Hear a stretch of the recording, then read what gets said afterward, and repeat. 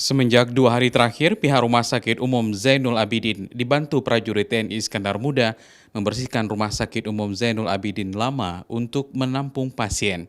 Dibantu oleh sejumlah personil TNI serta tim BPBA, ruang serta halaman rumah sakit lama ini mulai dibersihkan. Diperkirakan ruangan ini akan menampung 120 pasien baru yang harus diisolasi maupun perawatan. Selain itu, pihak rumah sakit juga telah menyiapkan tempat tidur dan ventilator, serta sejumlah keperluan lainnya untuk perawatan pasien positif COVID nantinya.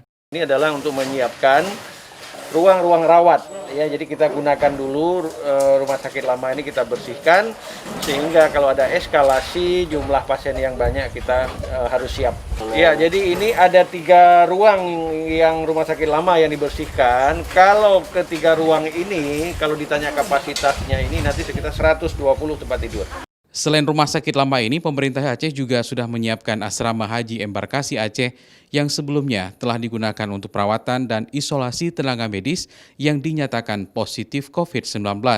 Hingga kemarin, Dinas Kesehatan Aceh mencatat sebanyak 483 orang dinyatakan positif, 324 orang dalam perawatan, 141 telah sembuh, serta 18 diantaranya meninggal. Syahril, Kompas TV, Banda Aceh.